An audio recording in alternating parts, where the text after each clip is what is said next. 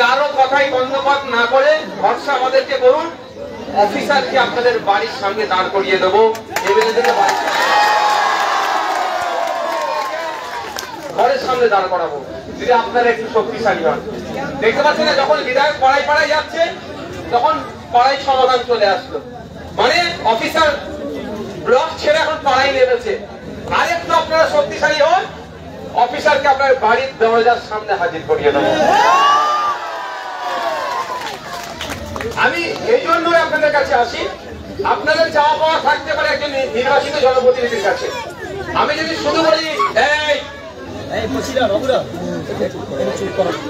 আমি যদি আপনাদের বলি আমার অফিসে আসতে দেখা হবে মাঝরাইটা অফিসে, দুটো শ্রেণীর মানুষ একদম যেতে পারবে না। একটা হচ্ছে মহিলারা খুব বেশি যেতে পারবে না, আর বয়স্ক লোকেরা। তাহলে আমি ওই জন্যই বিভিন্ন সময় বিভিন্ন বুথে গিয়ে কথা বলি আপনাদের সাথে, আপনাদের সমস্যার কথা শুনি, সমাধান করার চেষ্টা করি। আর জনসভা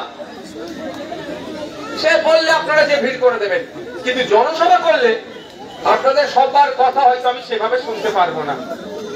সেই জন্য আমি আপনাদের কাছে চলে আসি, যেখানে বুথে আসি 200-400 মানুষ, 300-500 মানুষ থাকে, তাদের সমস্যাগুলো শোনার চেষ্টা করি এবং সমাধান কিভাবে হবে সেটা তৎক্ষণিক চেষ্টা করি, অন্যথায় কিভাবে সমাধান করা যায় সে রাস্তা আমি বলে নিই। এতে অনেকের অসুবিধা হচ্ছে, কার জ্বালা লাগলো দেখার দরকার নেই। ভোটের সময় তুমি কাকা, মামা, মাসি, পিসি, ঠাকুমা, দাদি বলে ভোটটা নেবে, আর ভোট মিটে গেলে অফিসে যাবে, তারপরে তোমার কাজ হবে। এই যে সিস্টেম আমি ভাঙার জন্যই বুথে বুথে চলে আসি, মানুষের দ্বারে দ্বারে আমি পৌঁছে যাই। তাই ওই জন্য আমাকে অনেকে অনেক কথা বলে আমি ভেঙে পড়ি না। তো আজকে যখন আপনারা এত মানুষ এসেছেন, এই বুথের মানুষজন, আমি আপনাদেরকে গুটি কয়েক কথা বলবো। প্রথমত কথা হচ্ছে যে যেটা আমার সম্পর্কে মিথ্যাচার করা হচ্ছে, বলছেন কি বলছেন বিধায়ক কিছু করেন। এই যে ভাঙড়ে বলছে 100 কোটি টাকার কাজ করব, এটাও তো বিধায়কের চাপের জন্য ভাই। 2011 সালে তৃণমূল ক্ষমতা এসেছে, 2025 এই 14 বছর একবারের জন্য ওর মুখে থেকে বেরিয়েছিল? 2011 থেকে 2021 একবারের জন্য বলেছিল ভাঙড়ে এটা করবো? এখন কেন করছে? আপনারা স্রোতের বিপক্ষে গিয়ে ভোট দিয়েছেন আর বিধায়কের চাপে পড়ে। এইটাই তো আমাদের জয়। আমরা চাই ভাঙড়ের মানুষের উন্নয়ন।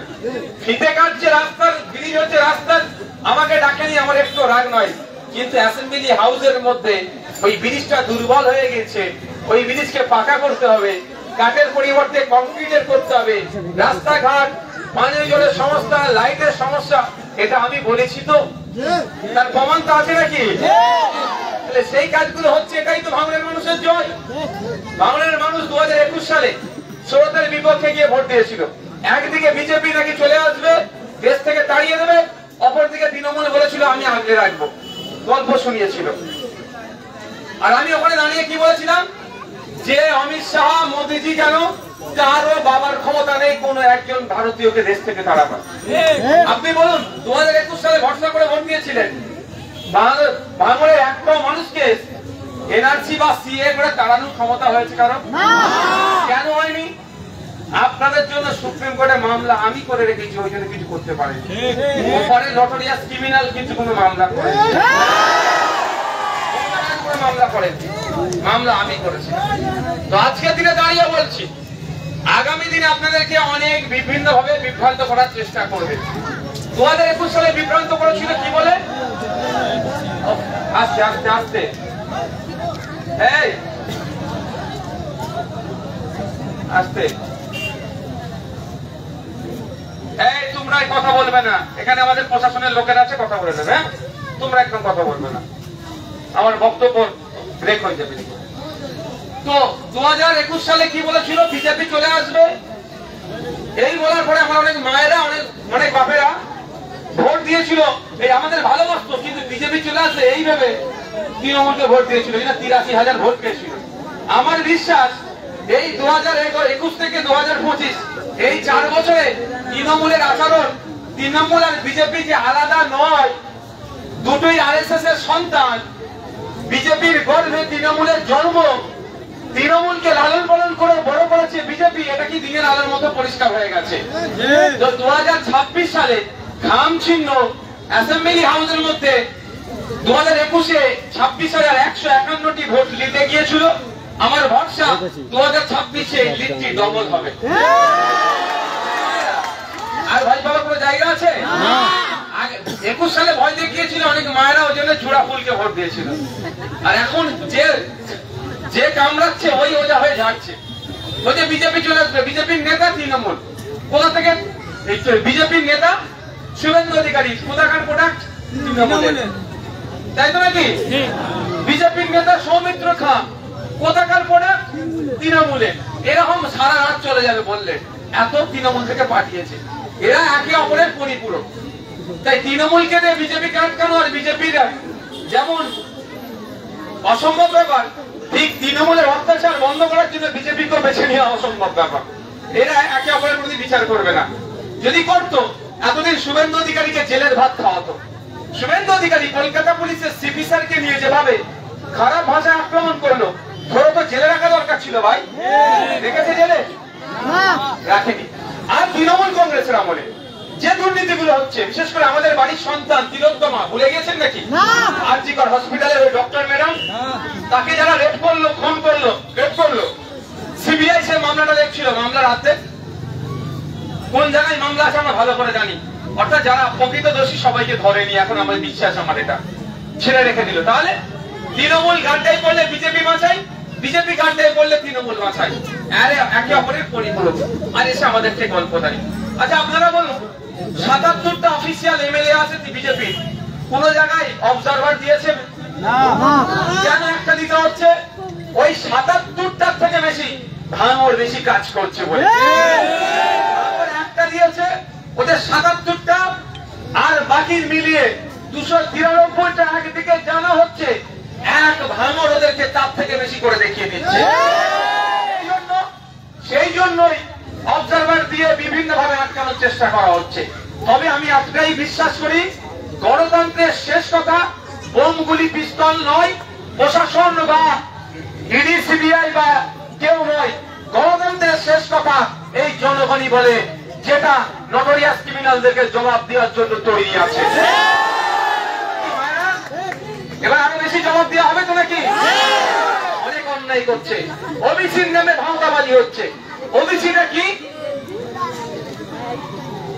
আদার ব্যাকওয়ার্ড ক্লাস হিসাবে তৈরি করা হয়েছিল মুসলিম সমাজের মধ্য থেকে, হিন্দু সমাজের মানুষদের মধ্য থেকে।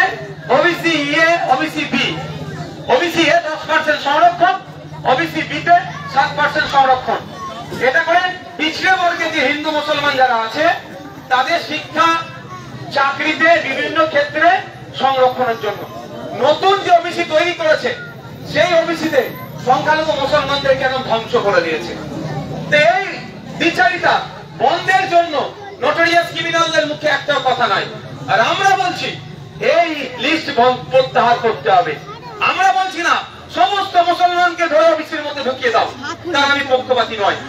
আমাদের বক্তব্য হচ্ছে, আমরা যেটা বলছি যে West Bengal commission for backward classes act যে আইন আছে, সম্ভবত 1993 সালের বা 1991 এর আইন, সেই আইন অনুযায়ী নর্মস কন্ডিশন মেনে প্রপার সার্ভে করে যাদেরকে ইনক্লুড করার দরকার তাদেরকে ওবিসি এ, ওবিসি বি তে ইনক্লুড করা হোক।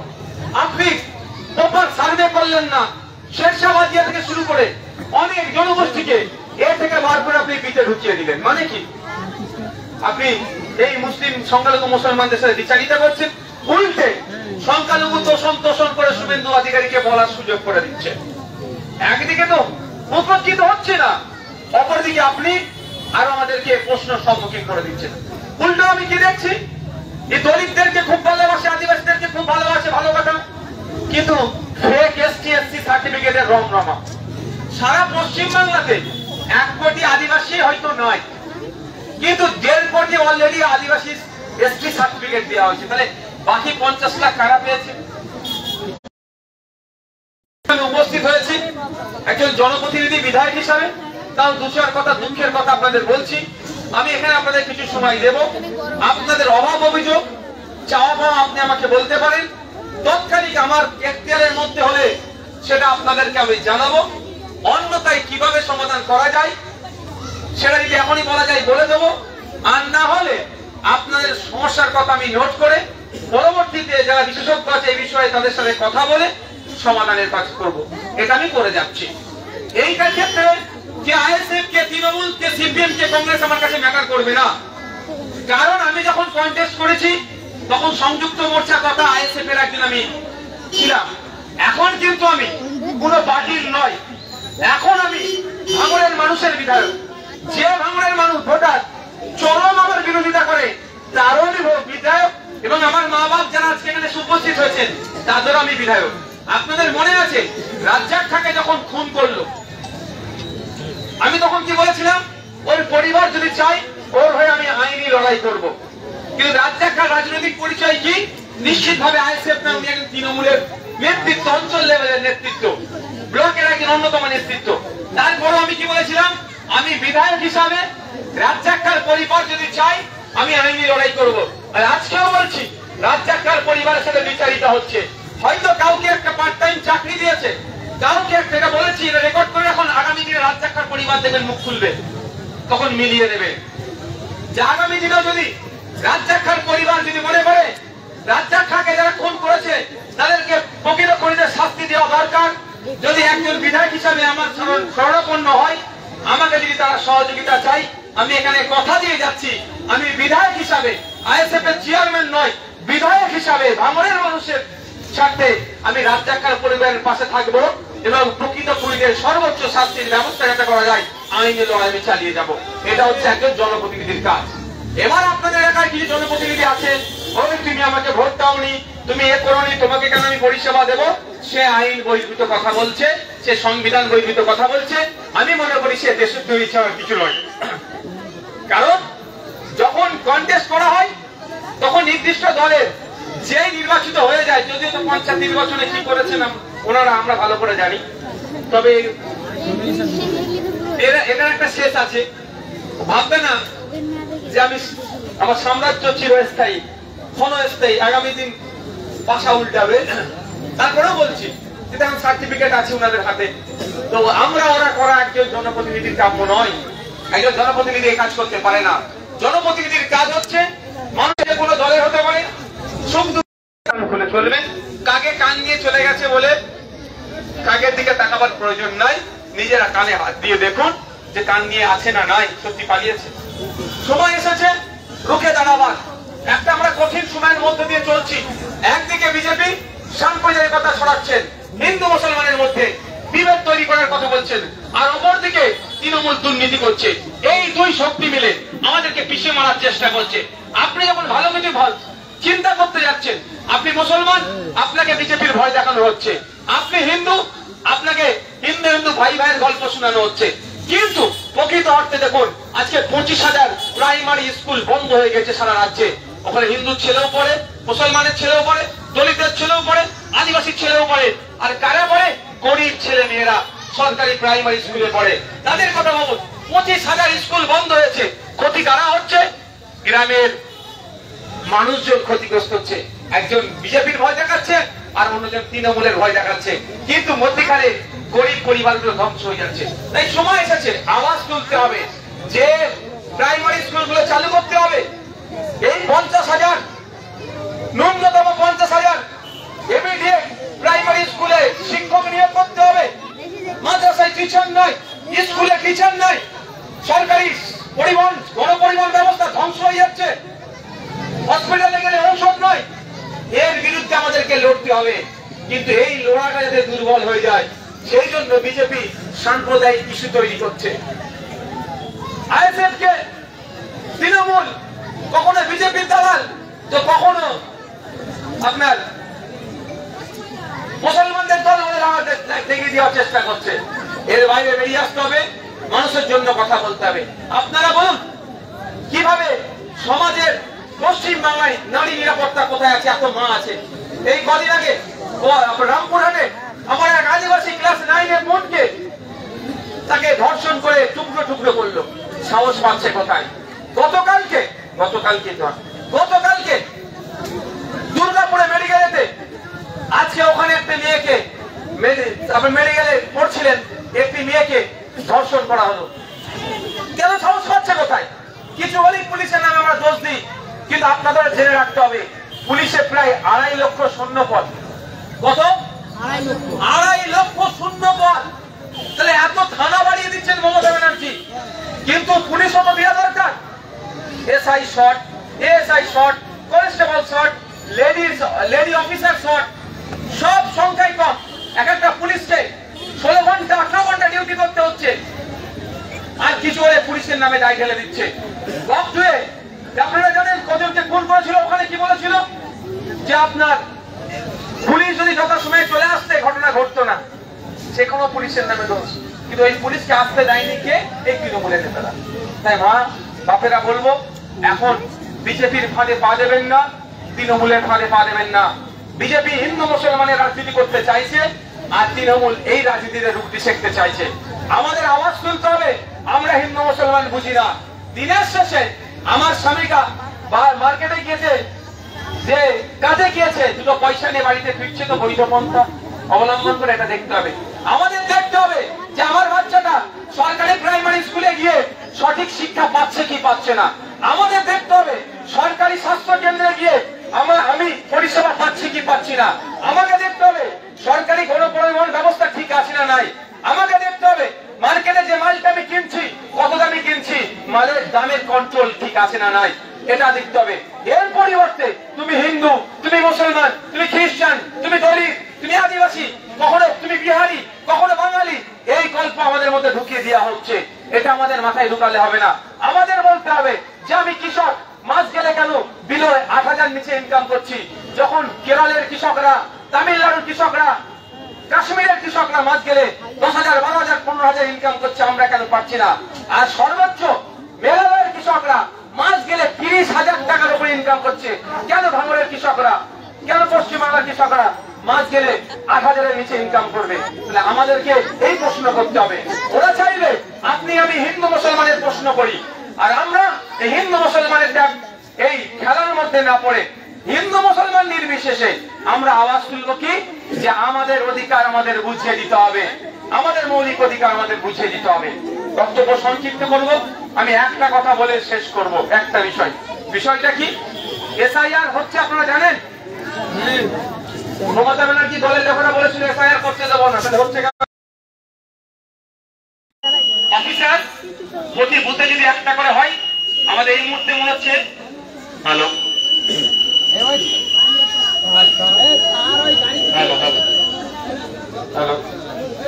প্রতি বুথে একটা করে অফিসার লাগবে।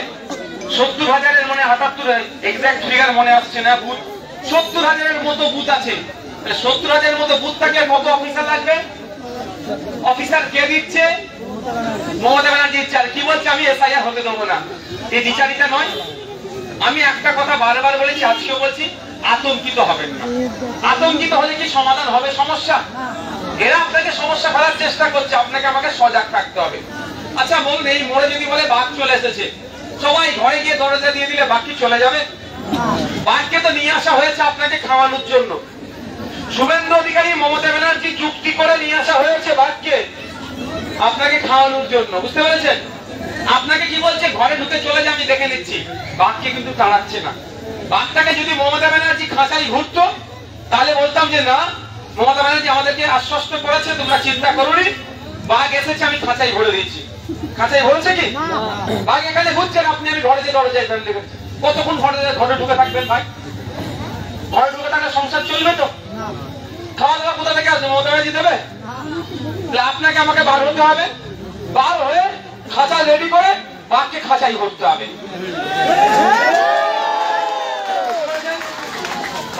গল্প শোনাচ্ছে। এক কথায় মমতা ব্যানার্জির সাহস থাকে, কেরলে এসআইআর এর বিরুদ্ধে রেজুলেশন নিয়ে এসেছে বিধানসভায়। আমাদের পশ্চিমবাংলা বিধানসভায় 200-র অধিক তৃণমূলের বিধায়ক রেজুলেশন নিয়ে আসুক। আমি তো আজ পর্যন্ত তৃণমূলকে কোনো বিষয়ে ভোট দিইনি। তাহলে এসআইআর এর বিরুদ্ধে যদি সঠিকভাবে নিয়ে আসে, তাহলে আমার ভোটটা কোন দিকে যাবে ভাই? বলুন, রেজুলেশন পাস করার তাহলে শুধু মানুষকে দ্বিচারিতার মধ্যে ফেলে দেওয়ার চেষ্টা করছে, মানুষের দ্বিচারিতা করছে। আমি আপনাদের বলবো সজাগ সতর্ক থাকবেন, লক্ষ্য রাখবেন বুথ লেভেল অফিসারটা কে, মাথায় থাকবে তো কে এসআইআর করছে, কোন অফিসার, আগে নাম ফোন নাম্বার কোন দপ্তর থেকে এসছে ওটা খুঁজে নেবেন। দ্বিতীয় হচ্ছে নজর রাখবেন কি করছে। যদি আমাদের পাড়ার রাম কাকার বা রহিম চাচার ফতেমা মা বা সরস্বতী মায়ের যদি বৈধ ভোটারকে নাম কাটে, সেই অফিসারের বিরুদ্ধে আমরা কি করব? আইনি লড়াই হবে, আর মাঠে ময়দানে নেবে গণতান্ত্রিক প্রক্রিয়ায় লড়াই হবে। ছেড়ে কথা সেই অফিসারকে আমরা বলবো না, আইনের মাধ্যমে বুঝে নেব। হ্যাঁ, আপনার বুথে যদি ভোটার মারা গিয়েছে তার নাম কাটছে, কোনো সমস্যা নেই। আপনার বুথের কেউ বিয়ে হয়ে ক্যানিং পূর্বে চলে গিয়েছে, এখানে নাম কাটবে, ক্যানিং পূর্বে নাম উঠবে। আবার ক্যানিং পূর্বের কোনো মেয়েকে বৌমা করে নিয়ে এসেছে, ওখানে নাম কাটবে, এখানে নাম উঠবে। সুতরাং আতঙ্কিত হওয়ার জায়গা নেই। এবার কেউ যদি ইচ্ছাকৃত ভাবে বৈধ ভোটারকে ডি ভোটার তথা ডাউটফুল ভোটার ঘোষণা করে, যে ঘোষণা করবে যে অফিসার, তার বুথ ভিত্তিক তার ডিটেলসটা আপনারা নিয়ে রাখবেন, তার সেই ব্যাটাকেও আইনের মাধ্যমে আমরা বুঝিয়ে দেবো। বিজেপি দালালি করে, তৃণমূলের যদি দালালি করে, ছাড় হবে না তার একটাকেও, আইনের মাধ্যমে বুঝিয়ে দেবো। আমরা মাঠে ময়দানে রেডি থাকবো। আমি আবারও বলছি, বাঘ এসেছে, আতঙ্কিত হয়ে ঘরে ঢুকে গেলে এই বাঘ কেউ তাড়াবে না ভাই, ওই আপনার এলাকায় আপনাকে বুঝে নিতে হবে। এসআইআর ভয়ে ঘরে ঢুকে চলে যাবেন, নওশাদ সিদ্দিকী আপনাকে পার করবে না। আইনি লড়াই করবো আপনার জন্য, কিন্তু প্রথমে এসআইআর যে বাঘ এসেছে খাঁচা নিয়ে আসতে হবে। তুমি ভুল করবে, খাঁচাই করে দেবো ধরে একটা। মাথায় থাকবে তো, অযথা আতঙ্কিত হবেন না, নজর রাখবেন। তবে আমি একটা কথা বলবো, নামের বানান আপনাদের অনেক ভুল আছে, কাগজ ঠিক করুন। আচ্ছা, আমি একটা আপনাদের কথা বলি। আচ্ছা, আপনার দাদুদের বাড়ি কোথায়? পাকিস্তানে, আফগানিস্তানে, বাংলাদেশে, মায়ানমারে? আপনার নানির বাড়ি কোথায়? বাংলাদেশে, আফগানিস্তানে, মায়ানমারে, শ্রীলঙ্কাতে, সবার তো এখানে। নানার বাড়ি ওখানে, দাদির বাড়ি ওখানে। আমি আগে কবর দেখাতুন, অনেকে জ্বালা লাগছে, কবরটা এখন সরিয়ে পড়ছে। তাহলে আপনার নানির দাদির যখন এখানে বাড়ি, আপনি ভয় পাচ্ছেন কেন? সব কাগজ আছে, নামের বানান বল। আমি তাও বলে দিচ্ছি, আপনি প্রমাণ, আপনি ভারতীয় প্রমাণটা আপনার কাছে আছে। মায়েরা যারা আছো, মায়েরা, আপনারা বাপের বাড়ি থেকে আপনার পরিবারজন বিয়ে দিয়ে পাঠিয়েছে, এখন কোথায় আছেন? কোথায়? শ্বশুর বাড়ি নয়, এইটাই ভুলটা। আপনি আপনার বাড়িতে আছেন। কোথায় আছেন? আপনার বাড়ি এটা, এটা শ্বশুর বাড়ি আর এটা বাপের বাড়ি। মেয়েরা কি বাণিজ্য জলে ভেসে আসছে নাকি? হ্যাঁ, আমি শ্বশুর বাড়ি পছন্দ করিনি, কথাটা আমি পছন্দ করি না। এটা আপনি মেয়ের বলবে আমি আমার বাড়িতে আছি, মা আপনি আপনার বাড়িতে আছেন। এই যে বাড়িতে আছেন, জায়গাটা আপনার শ্বশুরের ছিল, আস্তে আস্তে ভাগ ভাগ করে দিয়েছে। এই রানীগাছিতে যারা আছেন সব কার জায়গায় আছো ভাই? দাদু পর্দাদুর জায়গা তো নাকি? পর্দাদুর জায়গাটা কোথা থেকে পেল? কাগজ আছে তো। এবার বলুন, যদি আপনি যে ঘরে আছেন, ঘরে যদি কাগজ না থাকতো, তৃণমূল এখন যা পাচ্ছে তাই খাচ্ছে। গরু, ছাগল, ইট, ভেড়া, ভুল বলছে নাকি? মানে খাচ্ছে মানে ইট কি আর খেতে পারে? পাথর কি আর খেতে পারে? ওই খাওয়া নয়, মানে সব আমার। মা, আপনি যে ঘরে আছেন, যদি কাগজ না থাকতো, তৃণমূলের নেতা এসে কি বলতো? এই বেরিয়ে যায়, এটা তোর কাগজ নিয়ে আমি দখল করবো, তাই না? করতে পারেনি কেন? আপনার কাছে কাগজ আছে। সেই কাগজটা কবেকারের জানেন? দেশ স্বাধীনের আগেকারের কাগজ।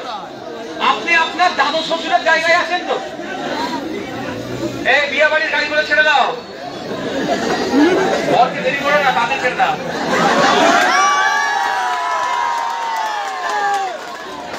রাস্তা জ্যাম করো না ভাই, রাস্তা খারাপ।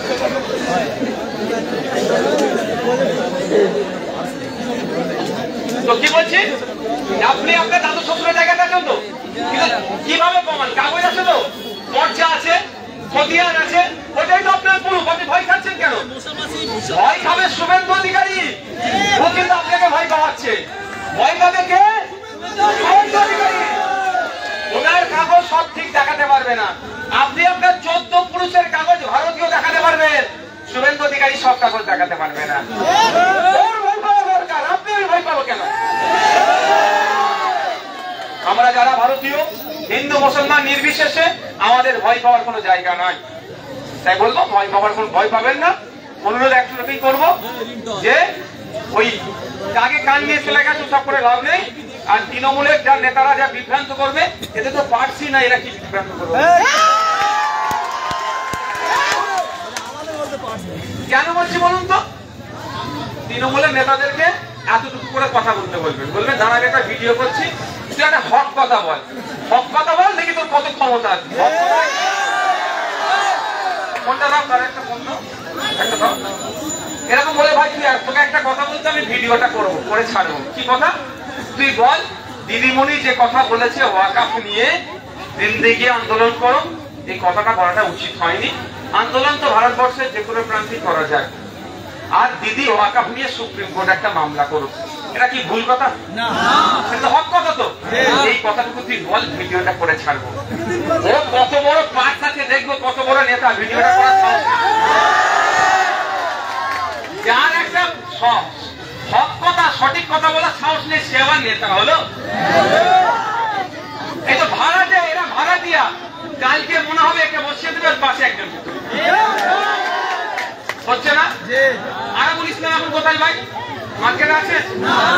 যে আরাবুল ইসলামের হাত ধরে তৃণমূলের জন্ম হয়েছিল ভাঙড়ে, সে আরাবুল ইসলাম আজকে নেই। কেন? প্রয়োজন পড়ে গেছে। আজকে নটোরিয়াস ক্রিমিনালের একটু দরকার লেগেছে, মারামারি করতে হবে, কালকে ওর প্রয়োজন মিটে যাবে।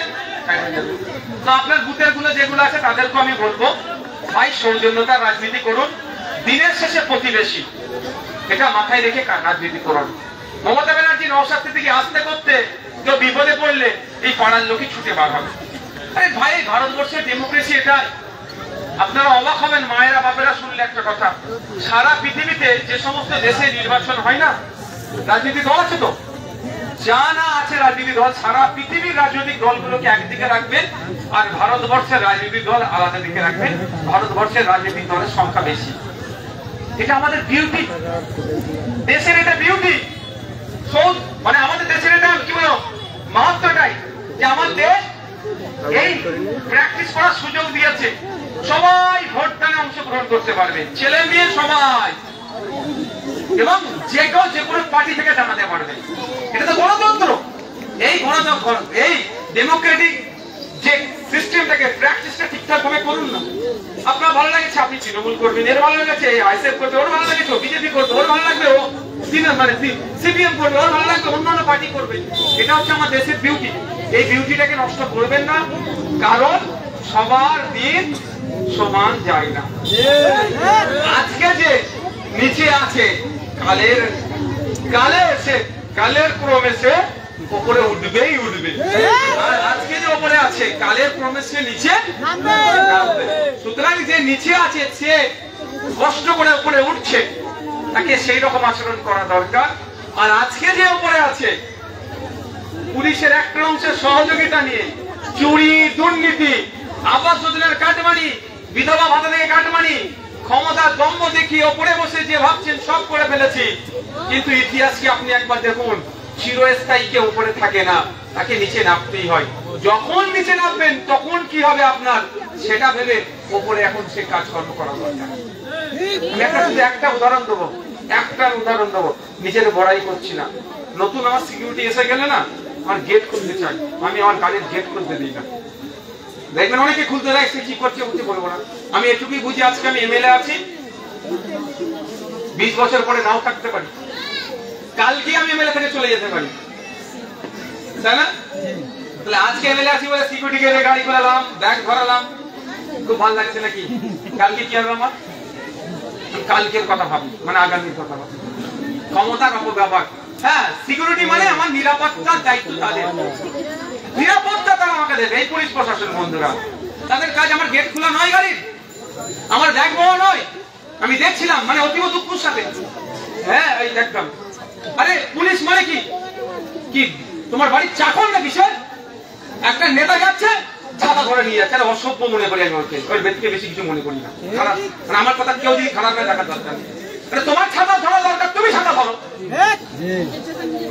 নিজের ছাতা নিজে ধরো তুমি, নাহলে একটা তুমি লোক ভাড়া করো, এটা জনগণের ট্যাক্সের টাকায় পুলিশটা চলে।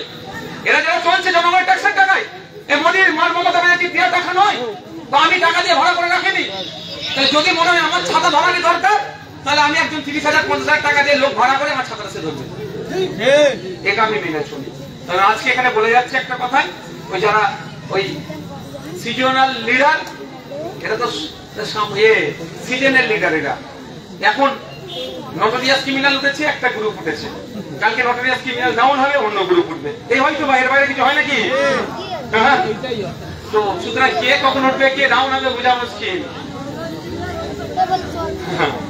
তো আমি ওটা বলবো, সৌজন্যতা রাজনীতি করুন, মারামারি হানাহানিতে জড়াবেন না। আমি অনুরোধ করছি, দিনের শেষে প্রতিবেশী, এটা মাথায় রেখে রাজনীতি করবেন। কি হবে, কার জন্য মারামারি করবেন ভাই? কারোর জন্য আপনার প্রতিবেশীর সাথে কেন হিংসা করবেন? সকলে ভালো থাকবেন। আমি এখানে একটু টাইম দেবো, কারো কোনো যদি অভিযোগ বা কিছু বলার থাকে এসে আমাকে জানাবেন। ভালো থাকবেন, বাচ্চাগুলোকে পড়ানোর ব্যবস্থা করবেন। একবেলা যদি খালি পেটে থাকতে হয়, রোজায় থাকতে হয়, তাও থাকবেন, বাচ্চাগুলোকে কিন্তু পড়াবেন। এরপরও আমি একজন বিধায়ক হিসাবে আপনাদের বিধায়ক হিসাবে একটা কথা বলতে পারি, অর্থের অভাবে কারো বাচ্চারা পড়াশোনা বন্ধ হয়। একজন আমি বিধায়ক হিসাবে অন্য জায়গায় সব দেওয়ার দায়িত্ব নিয়ে আমার ক্ষমতা নেই। যেহেতু ভাঙড় আমাকে এই জায়গায় পৌঁছেছে, ভাঙড়ের কোনো মানুষ, কোনো বাচ্চা না পড়ার অর্থের অভাবে পড়া বন্ধ হয়, আমার সাথে প্রয়োজনে যোগাযোগ করবেন। আমি আপনাদেরকে কথা দিচ্ছি, বড় ভাইজানের মানে নির্দেশ আছে, এটা বলতে বলে সবসময় একজন বিধায়ক হিসেবে আপনাদের ছেলেদের পড়াশোনা যাতে ভালো জায়গায় হয় এবং ভালোভাবে হয়, তার জন্য আমি সর্বোচ্চ চেষ্টা আপনার সাথে করবো। বিগত দিনে বলে এসেছি, এখনো বলছি, আগামী দিনে বলবো। ধন্যবাদ।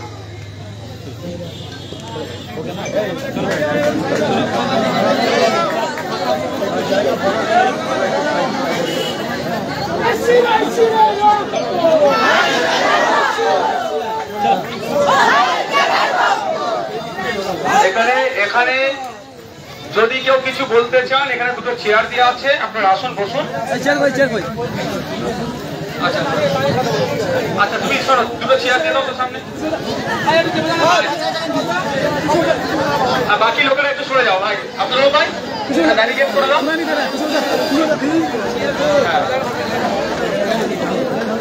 বেশি লোক প্রশাসনের লোক যেরকম বলছে আপনার চলুন, যেটা বলছে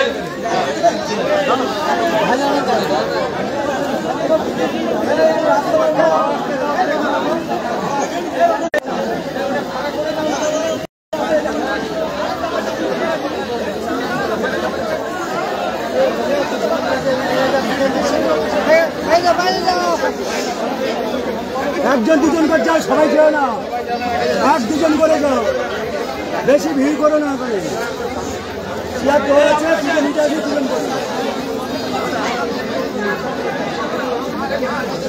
এখানটায় সর না, কিন্তু এখানটায় দাঁড় করে